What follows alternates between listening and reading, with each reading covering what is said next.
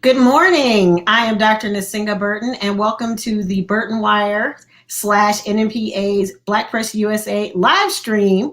Today, we are excited to have an HR veteran, Yvonne Yancy, join us to talk about all things Hollywood.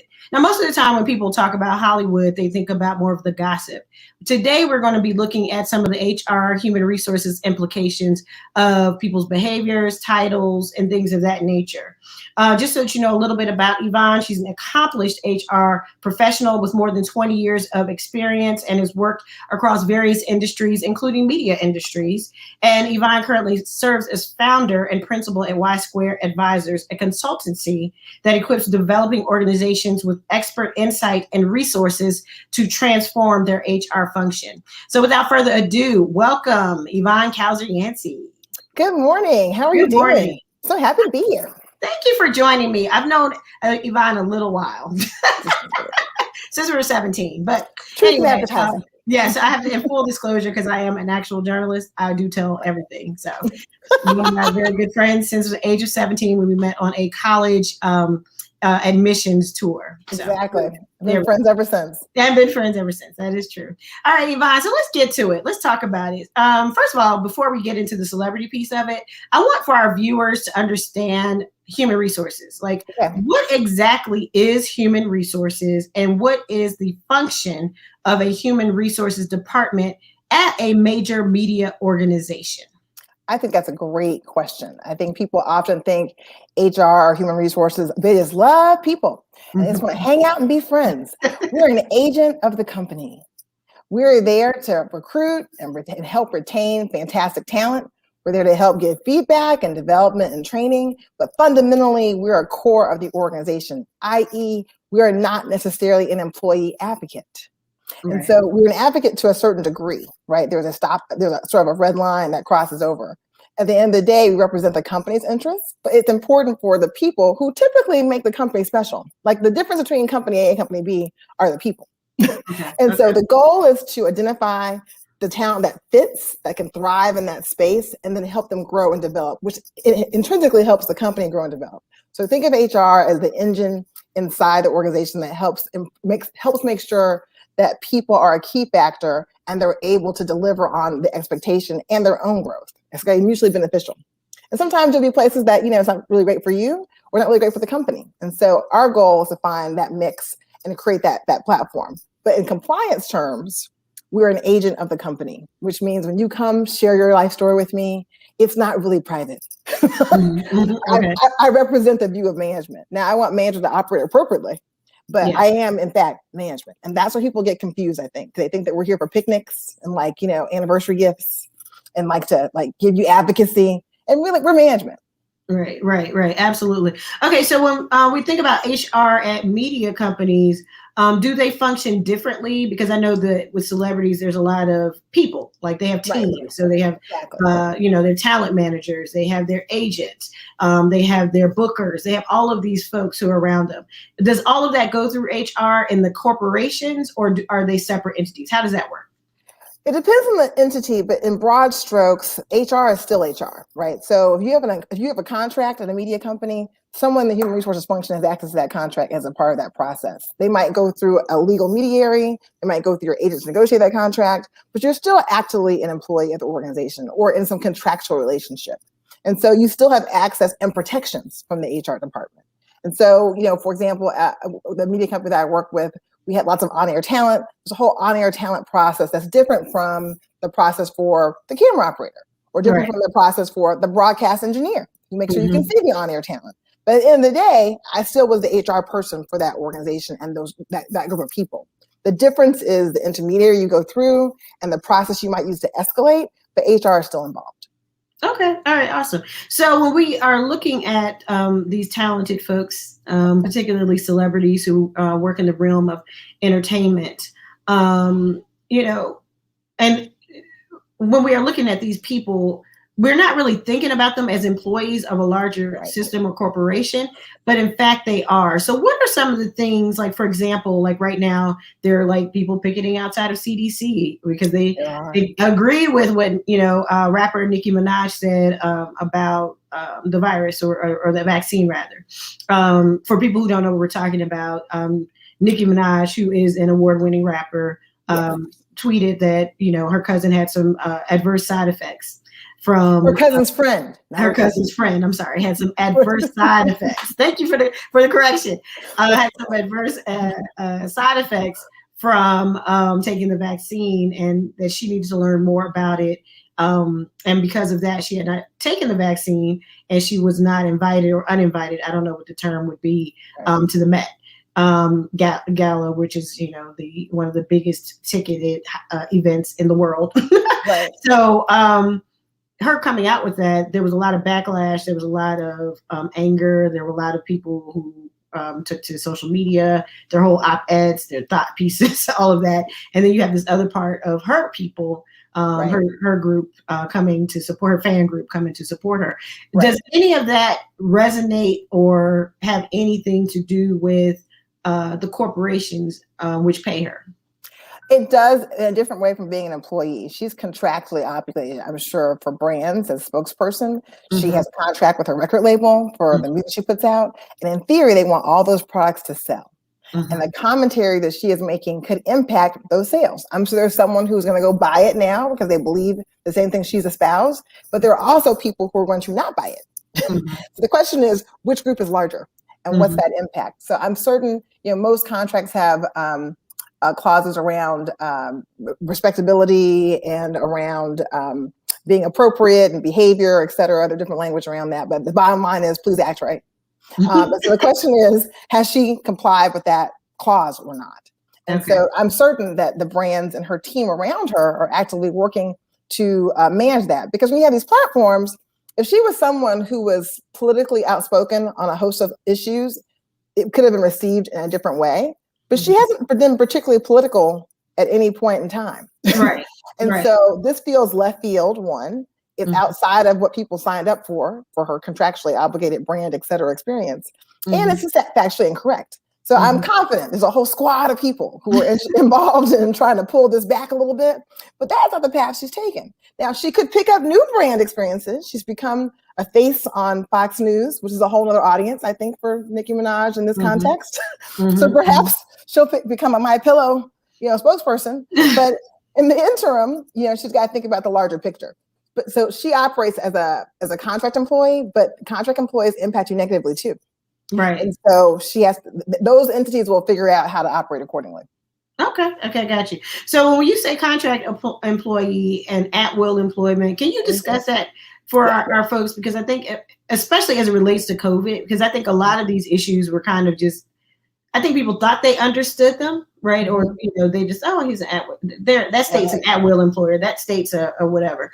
But I think it has really, the rubber has hit the road with COVID. And what does that actually mean? So can you tell us a little bit about that? So the traditional employment experience is I'm company A and I hire Norman to work for company A to be my executive producer, period, full stop. Norman gets benefits. He's in my email system. He's on my website. And he operates within the auspices of our employment as we define it, right? Okay. A contract employee has a beginning and an end. I'm hiring you to do this project. I'm hiring you for 5 albums. I'm hiring you to edit this website. Or I'm hiring you for 6 months. It can be time defined or it can be project defined. Okay. Often in a contract relationship, you don't get healthcare, you don't get vacation, you don't get holidays. When we close for Columbus Day, you don't get paid for that time. And so contract employees, or like the gig economy, like Uber employees are contract employees. They're not getting healthcare from Uber. And so I think because people are so used to side hustles, they think, I work for you. Well, when you work for me, depending on the nature of our employment relationship, generates what happens in terms of like healthcare. So COVID is a major health event. If you have 5 side gigs that equal a full income, I hope you bought healthcare through the Affordable Care Act and the exchange, because none of those side gigs offered you healthcare. Right. And that's where I think the rubber meets the road in terms of relationship, and also in terms of obligation to you as an employee. So I can like turn you off if you're a contractor immediately. If you're a full-time employee, there might be other benefits you receive if I separate you, like severance, for example, which you would not receive if you were like building my website in a 3-month contract relationship. So I think, the gig economy is a big deal. A lot of people have side hustles, and that's a great thing, and we support that. But there are trade-offs in that. The flexibility you get as a contract worker, I also get as an employer in terms of what I'm obligated to give you. Right. So a woman wrote to the Burton Wire and was saying that she worked for a fast food restaurant. She got COVID while she was at the fast food restaurant because she said she lived by herself, and the only thing she was doing was getting in her car, going to this fast food restaurant, and worked as a cashier, and then came back home. She said when she contracted COVID at the workplace, she was off for 6 weeks because she got really sick. This is before the vaccine. Okay. And she said that they didn't do anything for her. Or did not help her in any way, shape, or form, even though she got it there.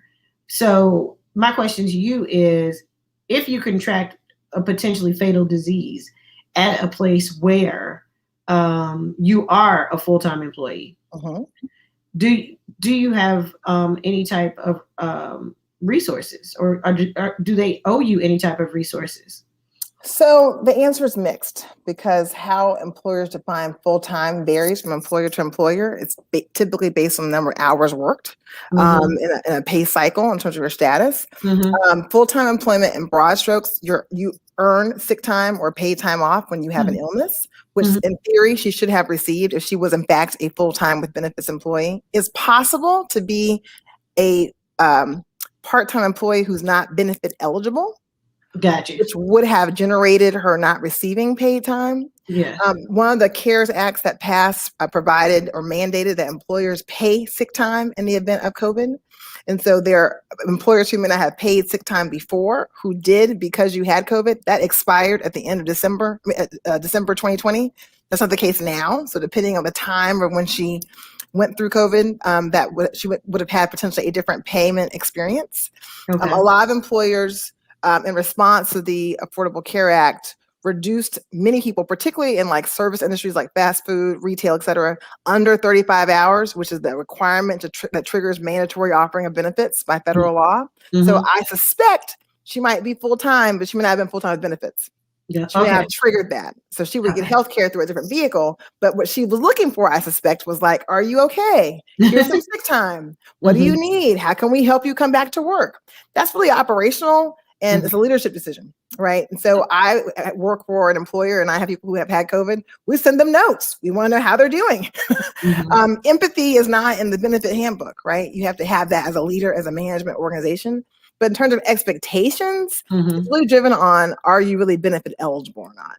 And so many employers now, post the cutoff of that CARES Act requirement, may not give you sick time. And particularly with the vaccine being available and offered for free everywhere, people feel like you have an obligation to take care of yourself. And if you opt out of that, you're prepared for the consequences, which includes a bill from the hospital now, as well as potentially an employment issue.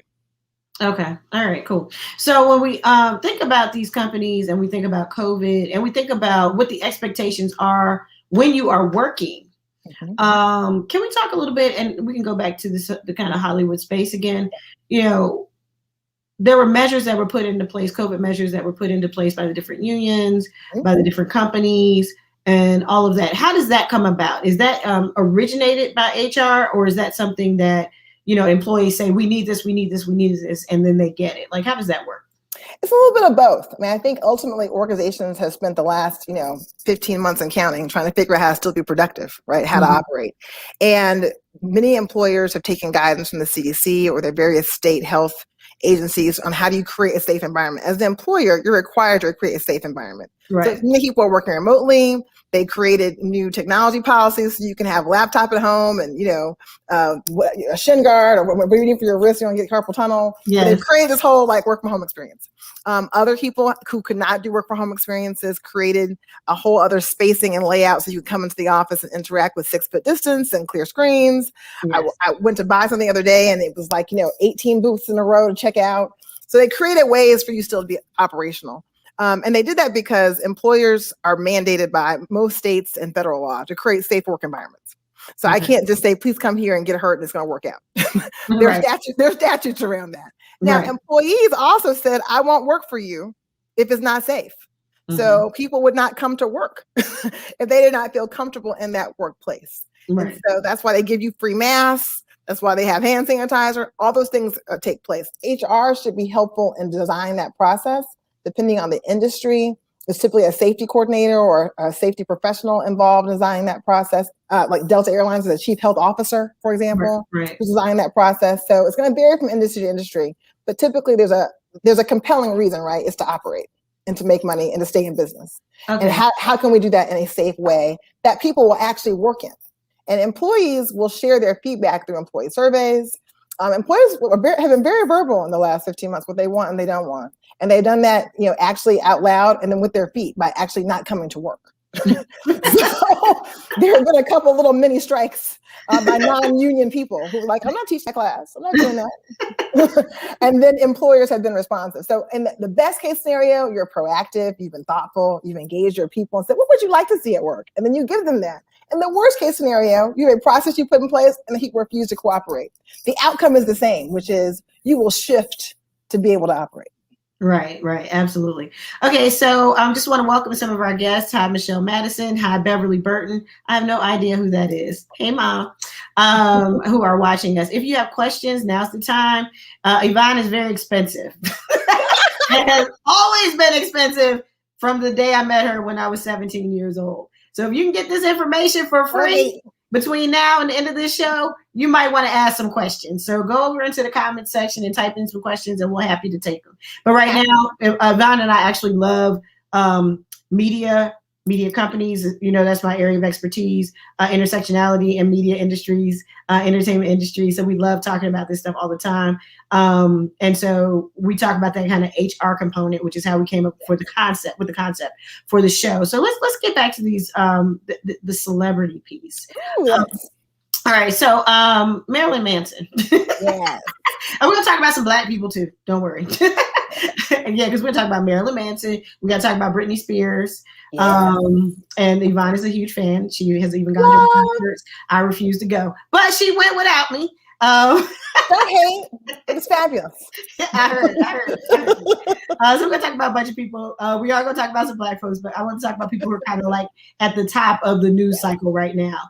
So let's talk about Marilyn Manson. Marilyn Manson had been in a lot of trouble, was accused of sexual abuse, sexual assault by multiple people. Yes.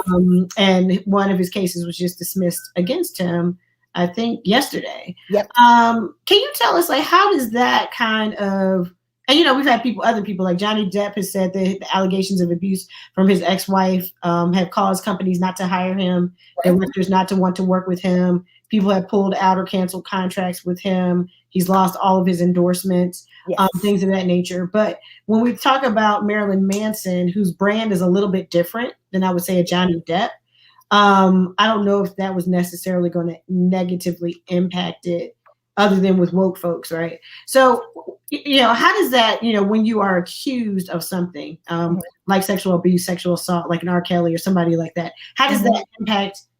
What does that look like on the other side, like on the business side, the corporation side, in HR? How does that play out? It looks like a hot mess. I mean, the answer. So with Marilyn Manson and his series of issues, the cases are currently civil. They're not criminal, which matters. Okay. The criminal inquiry still is ongoing. And the civil case that got dismissed, they have an opportunity to refile. They've indicated they plan on it. Mm-hmm. So it's not really over. But the way it impacts you is, brands and employers have to decide if they want to be associated with that potential PR outcome. And so in his instance, his brand's a little more, these cases are a little more on trend with his brand, let's say. But I think I don't think people believed he was assaulting people. I think people thought he was living on the edge in some consensual, fabulous Marilyn Manson-like experience. These cases imply that was not the case.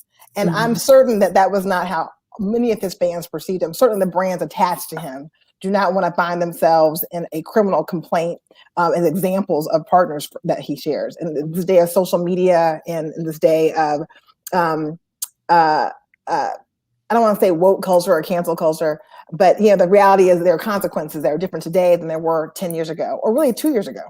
for the behaviors you had, like Julianne Hough and her blackface that happened like a couple of years ago, but suddenly she's now apologizing for it. Like she apologized then, she's apologized now. Right. Because right. the internet does not die; it brings it back to you. Right. So that's really the question. And if you're a real person, like for employment, when that comes up in your background, that case being filed is going to be in your background report, and the people are going to say, "Please explain this matter." And then they have to make an employment decision if that explanation is satisfactory for them, for you to work for them. Okay. So when you talk a little bit more about that background check, because I think people don't get it because it takes a while, right? So you got this job, you've had this conversation, you're just like, okay, I just gotta wait for my background check. I gotta wait for my background check, and then like the longer it goes, you're like, what is happening? I went and hung out at the Socialist Party gathering, and when I was in college, is that on the background check? So what is on the background check? So the background check is going to vary from organization to organization, and it varies just based on how deep they go. So I worked for an entity once that had some federal relationships, and so we did a fingerprint check that went through the FBI system. That's longer than the background check at like your standard retailer, which is looking at your address the last 7 years, anything that happened within a certain subset of zip codes those 7 years. And so background checks pull exactly what it sounds like. Like if you're going to drive a vehicle, it pulls your DMV records. If you are in a situation where you're taking money or dealing with things that are bonded, it's going to pull your financial background experiences. And so there's some places you can't work if you have certain circumstances in your background. And the background check identifies that. It gives you an opportunity, that the process by law gives you the opportunity to explain if something comes up. So let's say you had some real estate dispute that came up in your background check that was a case. That wouldn't stop you from becoming a teacher or working in a certain type of office. But if you were going to be a real estate commercial broker, it might, right? So there are statutes around what employers can and cannot use in that background check, and how it can apply. So I can't pull your credit report if that's not a factor in the work. But at the end of the day, depending on your employer's policy, the potential employer's policies, you may not be able to work for them based on your background. So if you have a drunk driving arrest and the job involves you driving a vehicle, that's probably going to be a problem. And then they give you a chance to explain. And then if you can explain that, that's great. Now, they also ask you at the beginning of the application process, is there anything you want to tell us? So if you fail to mention it and say everything's great, and then it comes with a background check, that could be the end of the conversation. Okay. Got you. So when we think about background checks and reality TV shows sometimes, yes, especially, I won't say the names of the shows, but people who watch reality TV are familiar. And you find out maybe there's an assault, a physical assault. And you find out that person has a background of physically assaulting people. Right. Because somehow journalists, y'all hate journalists until you need a journalist. But journalists always find out these things about people's backgrounds, right? So I have someone who has a history of stalking or history of domestic violence, which we've seen on several of these shows, particularly shows around romance, which I always found interesting, like romantic connections. You find these people who have kind of crept in or made their way in, and they have these like violent pasts. How does that happen? It really happens because of negligence. I mean, the bottom line is if you're doing a show and you're putting people in these contained circumstances, you had to have interviewed them 18 ways a Sunday to find out, what their storyline could be potentially, right? Because it's not really reality. And then they typically do some sort of psych eval to make sure that you're not going to cause harm to yourself or others potentially. And they should do a thorough background check. And, all these things that to your point are findable, like, the Google will search and do things. And I think you see shows now making bigger efforts because of the backlash that's come after the fact. Right. Because once they have you on a set with people, then they're also responsible for your safety. So if they put someone who they should have known could be a danger, then the person who potentially experiences the negative outcome of that has a claim of negligence and harm. And so, money talks at the end of the day, I think. But also, ideally, you don't want to be the show known for bad behavior in terms of like boomerang of criminal effect. Not necessarily bad because they're the bad behavior shows we all watch because they're the cleansing. But you don't want it to be anything as criminal, and you don't want any civil liabilities. So they are obligated, like any other employer, to ensure that they're putting you into a space that's safe and that the people that they're presenting are not going to cause harm. And that's the point of a background check. So does this the case, like, let's say a show like Love and Hip Hop, New York, and for example, even Atlanta, All of them. all of them, yeah. So some people are in the midst of criminal, yeah, Miami, yeah, you're right. Yeah. But some of them are in the midst of kind of criminal cases, or Right. they get charged with criminal. They get charged with crimes and on all of that, but they're allowed to remain on the show. Is it because of the brand of the show that they're allowed to remain, or how does that work? I mean, in that case, in that instance, I think that they're trying to show the reality of this experience, right? So for them, that gives them like more cred and more authenticity, that here people are going through these other terrible choices they made.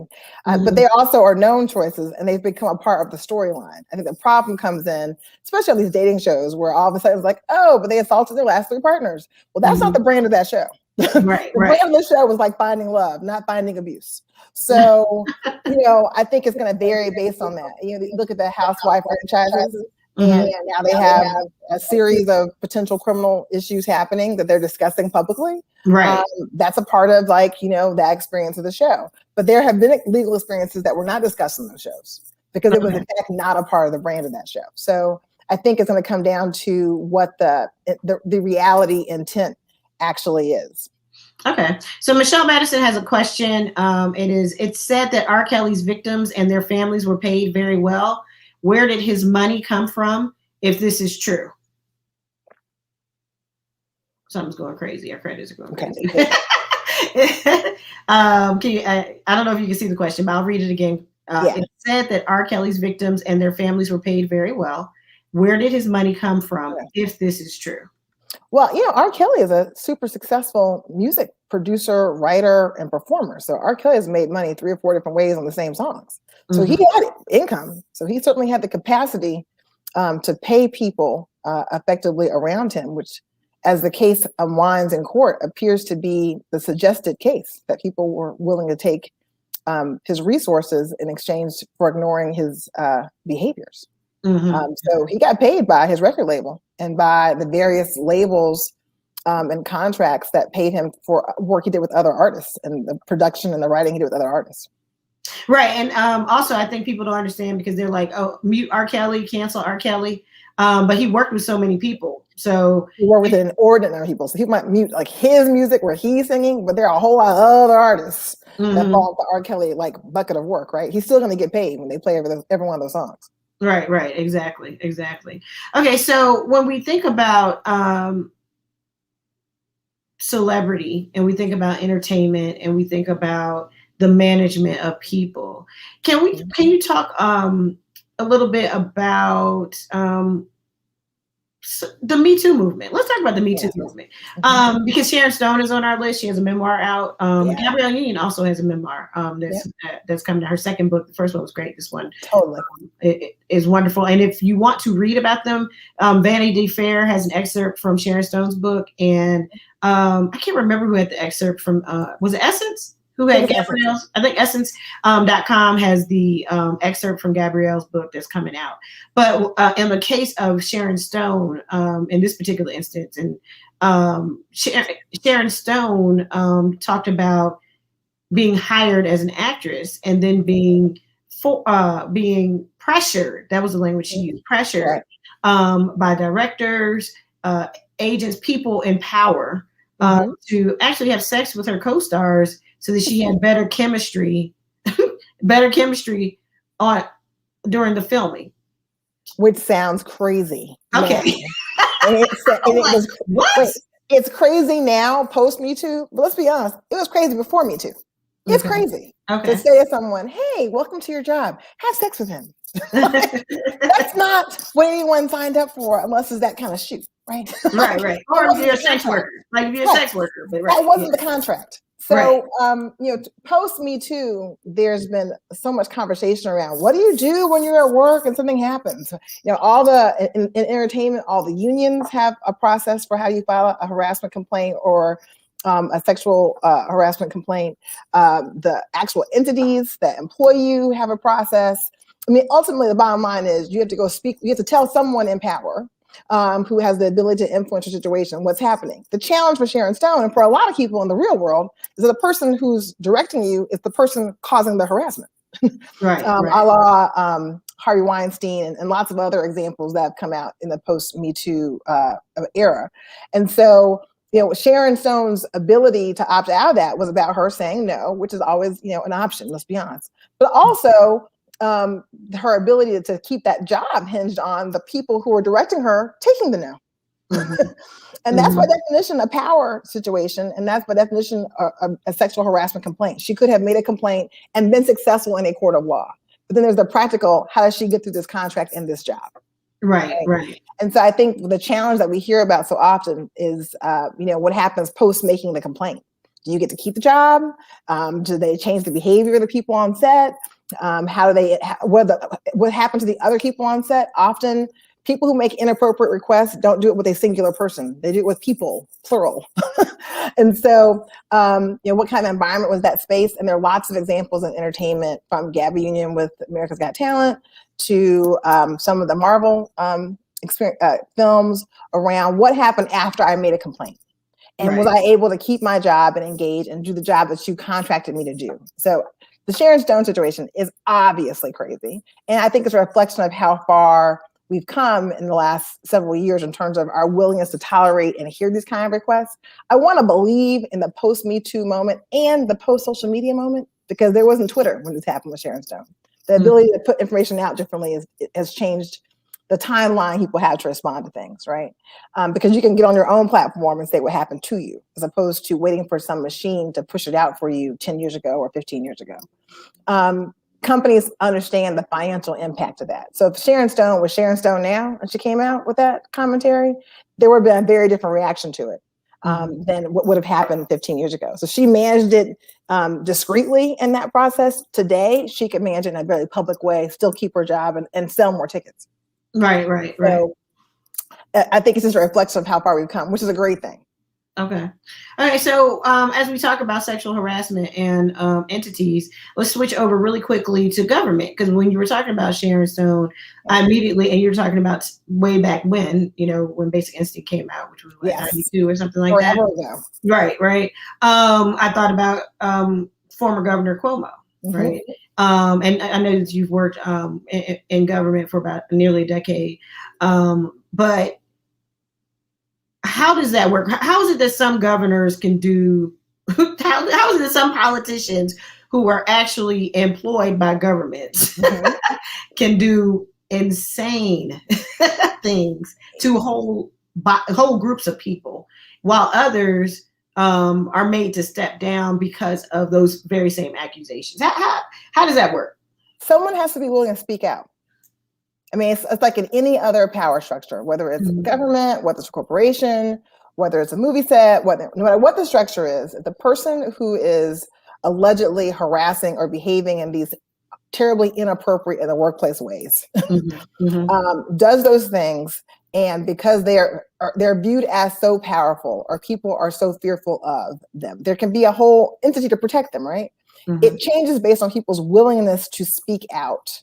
And oftentimes the first person who speaks out pays some consequence. I mean, Stormy Daniels is still stripping, right? We know who she is, but it wasn't like her life changed radically and financially because she spoke out about the president at the time. Right. So speaking out has a consequence for people. It changes their career path potentially. It opens some opportunities, but it closes some opportunities. So people are very fearful to do that. And so the willingness to speak out. And also in today's time, I cannot emphasize enough how much COVID has changed the world.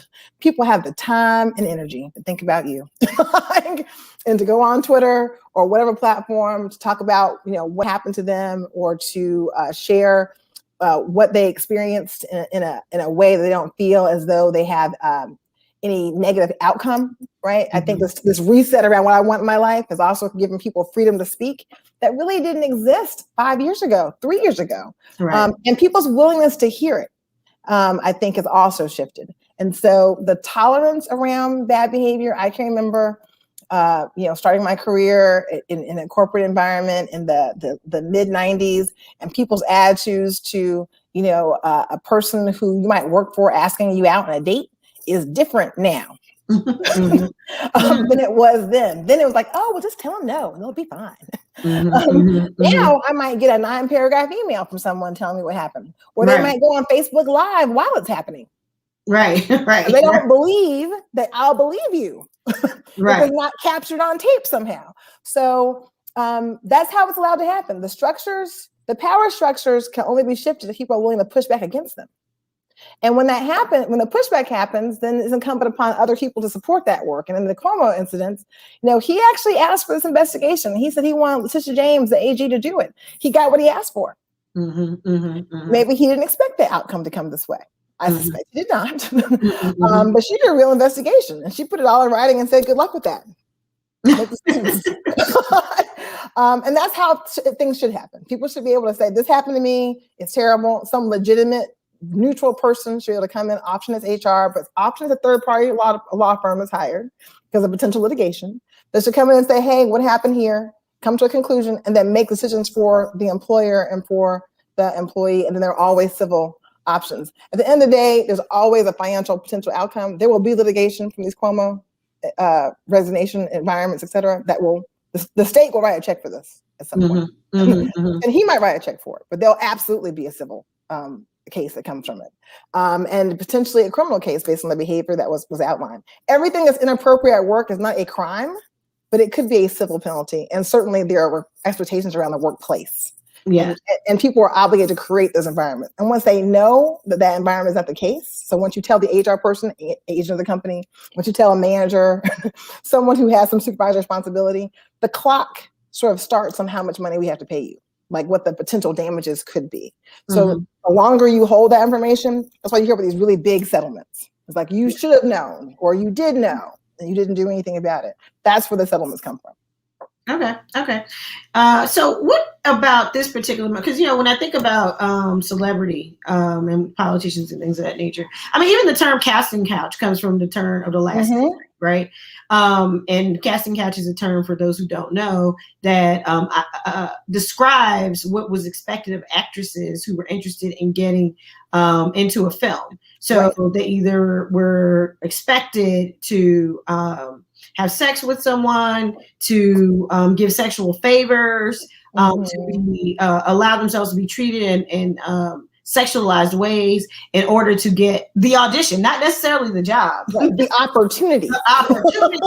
To get into a film, on radio, film, and then eventually television. So when we think about the fact that people are really being held accountable now relative to something that has been happening for over a century, I find it fascinating. But what's your take, from your perspective, from an HR perspective, what is it about this time, this moment in time now, that has people willing and ready and able to really come forward and say, listen, this has been happening and I'm not going to take it anymore? I think it's just, we're watching cultural norms and shift as it relates to women in the workplace. And also, there's a couple of generations of us who are raised to think that was not acceptable.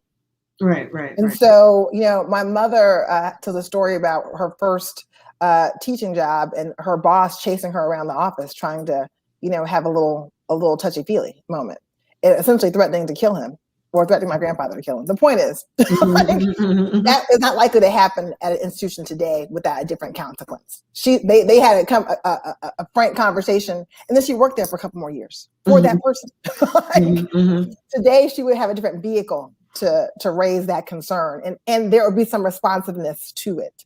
So I think it's really a reflection of what's different in the workplace. I think you can't undervalue raising generations of people to believe that when they go to work, everything's going to be great and no one's going to try to sleep with you. Like, it hadn't even crossed people's minds when they go into the workplace. And I think about us, we went to work, we were prepared, we had a little armor. What's going to happen in the workplace and how it should happen. People behind us just think this is normal. So when someone tries to cross a line, they have a very different response. They've been trained to not accept it as a possible outcome. Right, given. Exactly. And employers are paying a different price for it too. Now it's public. Now it's on Twitter. Every consumer brand's one tweet or Facebook Live moment from a financial hit to the value of that company, right? And they're aware of that.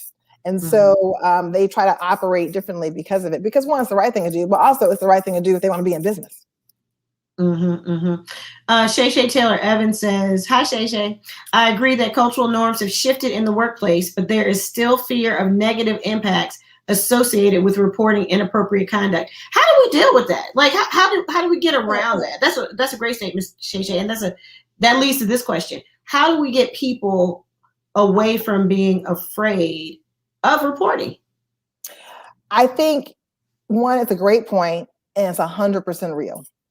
Because there's the what should happen, and then there's the practically what does happen in the workplace. Mm-hmm. And what should happen is when you have some sort of inappropriate behavior in the workplace, you should have the ability to reach out to HR, or your manager, or some leader in that entity for assistance. They can resolve that issue for you.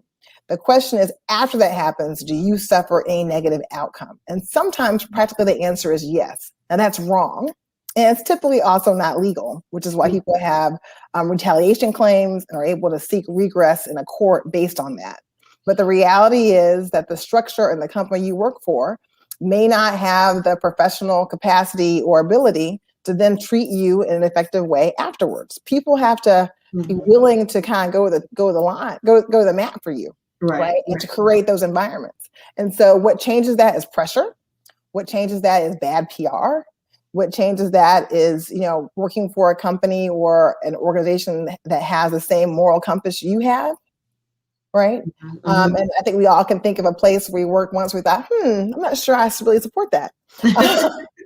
Yeah, you're like, I don't fit in here. Right, I don't fit in here. That's my experience. Right, but organizations do change, and so I really want to be clear that there are organizations that may have made choices 10 years ago or 5 years ago that today make radically different choices. And they do that because of the culture shift, because of the consumer expectation, and because honestly, being a terrible place to work is bad for business.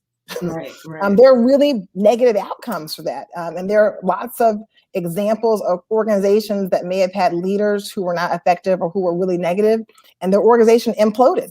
Right. And so there are shareholders in a lot of these places. There are people who are expected to make money from these in those particular spaces, particularly because even though the culture is shifting, there's been such a culture of just tomfoolery, with some would call criminal behavior, acceptable criminal behavior, definitely inappropriate behavior that happens in these particular spaces, not only around sexism, also racism, heterosexism, all of those kinds of issues. Like, what should companies, like bare minimum, if I'm looking to get into media, let's say I want to go work for a major media corporation, and I'm a young person, I'm a 23-year-old woman, just graduated from college, just got my master's, I'm trying to hit it, trying to get it done.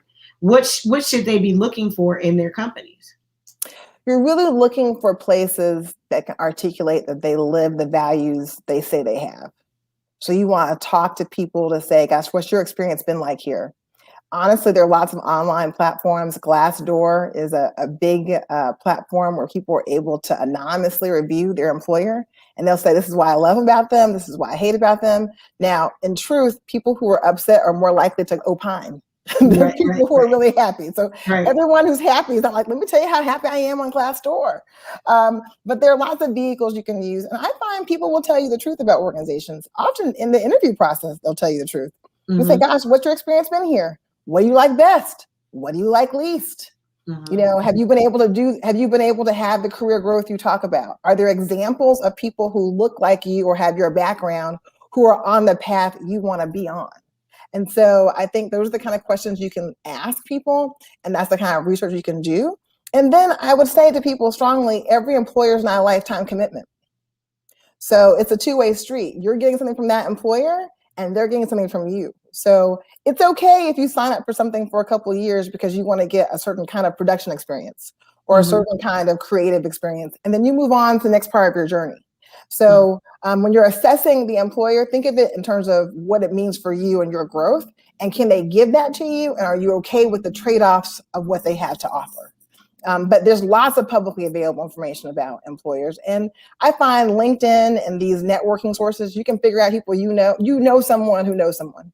Right. And there are all these tools that connect you effectively. And so I got a text from someone the other day who's looking at an opportunity, and they went on LinkedIn and saw that I knew someone at that place. I introduced them. Right. So now they can talk and get sort of the skinny on what really happens there. I hope it works out. But the reality is you have the capacity to figure that out now in a way that we never did. Like, can you imagine in the days of calling cards trying to figure out who knew who where? Right, exactly. Yeah. So the world's really different, and the information travels in a much more effective way. Okay.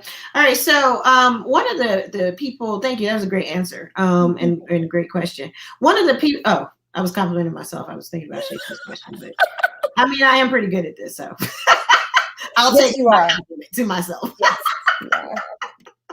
All right. So one of the questions that we have is, what about inappropriate behavior that is initiated by a subordinate and not the manager or person in a position of authority? How does HR manage that situation?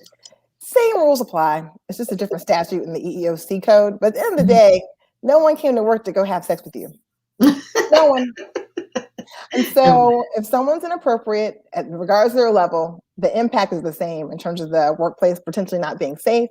It could impact your ability as a manager in terms of how you respond to that person. And are you treating everyone? All of the issues that we talked about today. One person I'm thinking about right now is Busta Rhymes. Because Busta Rhymes, like last week, was like kind of canceled, right? Because he had this whole anti-vaccine rant. Right. And he went crazy about that. But then this week he was on the VMAs and like shut it down like he does. Because he's probably one of the greatest performers, like rapper who can also perform, entertain. Because many rappers are horrible performers. You see them in concert and you're just like, tell us how you really feel. Two of them who are fighting now, who are in a beef, I don't even know. Whatever. So, some people are just not very good at performing. Yeah. Busta Rhymes is like well known for his performative abilities, his ability to entertain audiences, and he has that rock star quality. So he did the VMAs. Young people were like, "Oh my God, who is this?" Kind of like Missy Elliott, 5 years ago. Oh my God, who's this guy? He's amazing. I could watch him all day, and that kind of went away. But in the back of my head. I'm like, he had a whole team of people working feverishly to turn that around. Yes. Can you speak to that a little bit? I just think, listen, he's a fantastic performer. And obviously he has a point of view that maybe everyone doesn't agree with. But are you really looking to Busta Rhymes for his point of view on vaccination? I am. I just feel like we're giving people a lot of credit. Like, I believe everyone can have an opinion and they can have a position, and that's great. And there are consequences and positives to that. But when I'm thinking, will I get vaccinated today? My first thought wasn't Busta Rhymes. It was, I don't want to die. Right. So it'd be great if he had what I hope and believe is a more mainstream perspective on this that matched, the science. But when I want to make a decision about my health, I'm not really thinking of him. I'm thinking of scientists, my doctor, people who care about my day to day.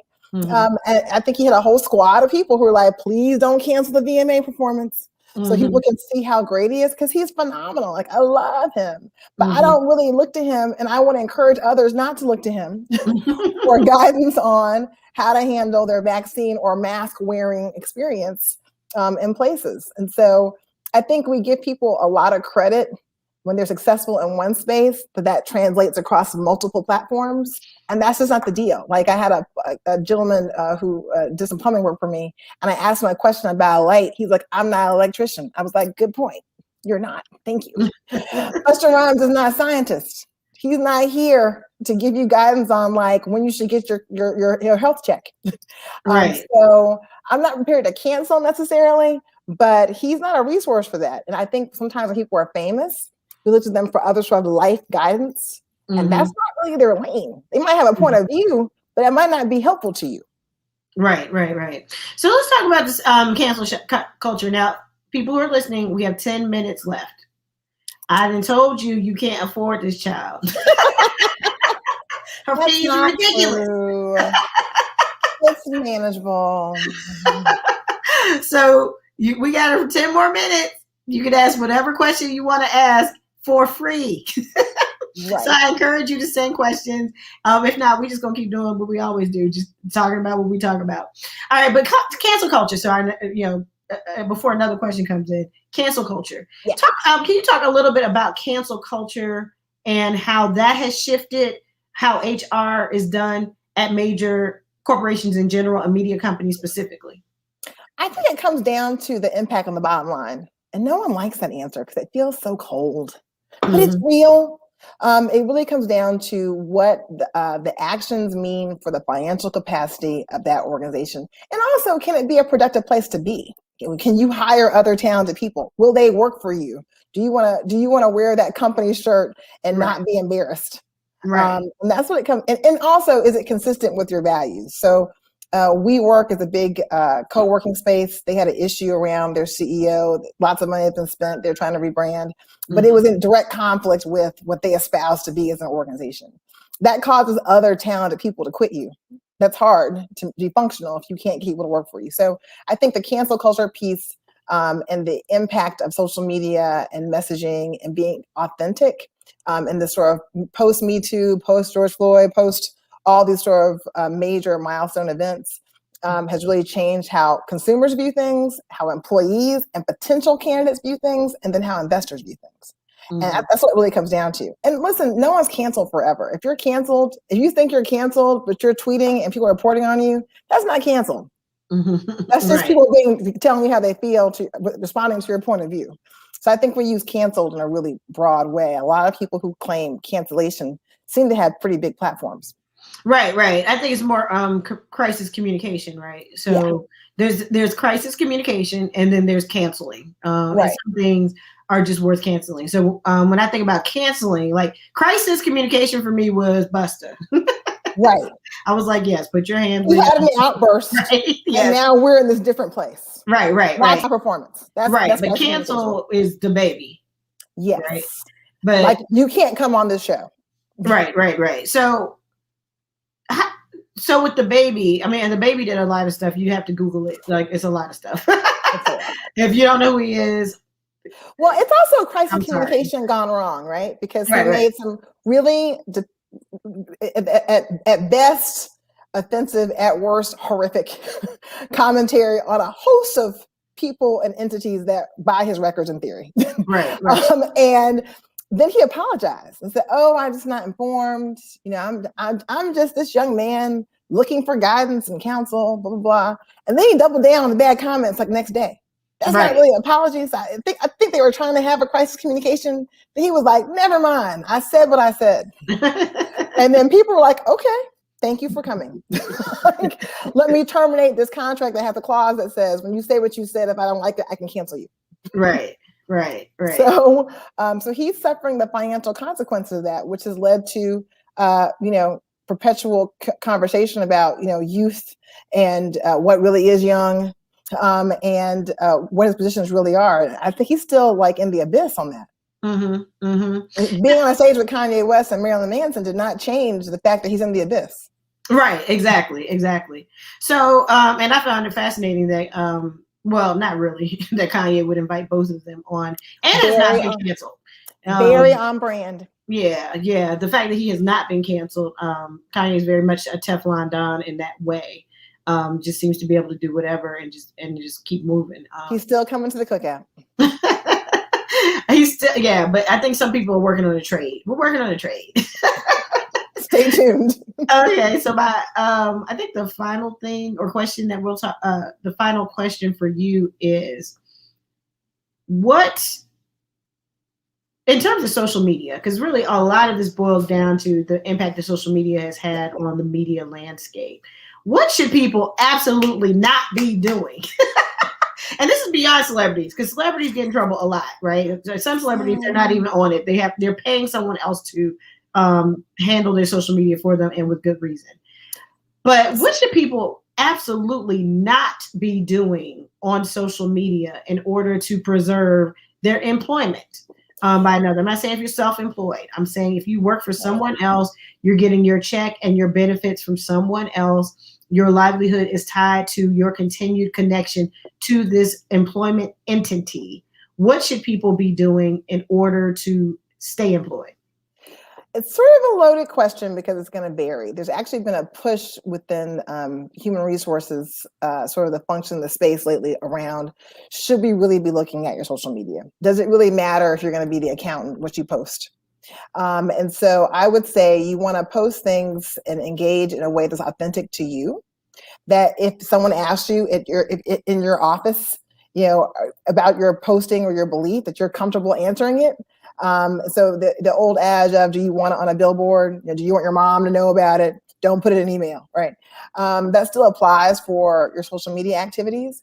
I think the challenge is, post George Floyd in particular, the willingness of people and organizations to engage in much more politically charged, formerly controversial, non-starter in the workplace conversations has changed. And there's a reason why we didn't talk about that stuff before at work. Once I heard it, I can't unhear it. Now I know how you feel, which changes what I think of you. Right. So the polarization that comes from that is really what was what kept employers from being willing to engage before. They really didn't want to know what happened outside of work. But now that people's lives are different, and frankly, people that you are hiring engage in a very different way. They're looking for employers that match their values, for example, in a way that perhaps 10 years ago they didn't. It becomes different.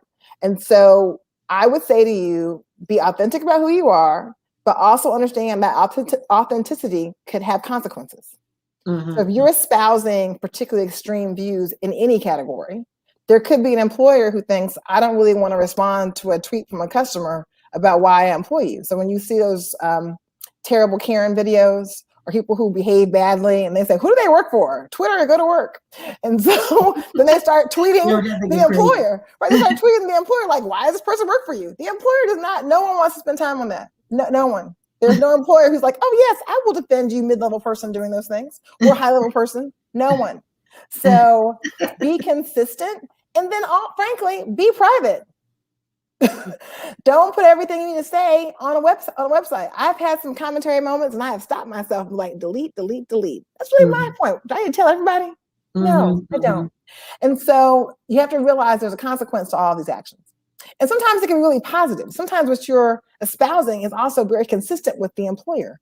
But in the event that it's not, then there is an outcome that could end in not being employed. And you have to be okay with that. Right. So do you think people should just stay away from politics, period, or not? I think by definition, people are political. And I think Black people are always political. Being Black is political. Yes. So it's hard to avoid it.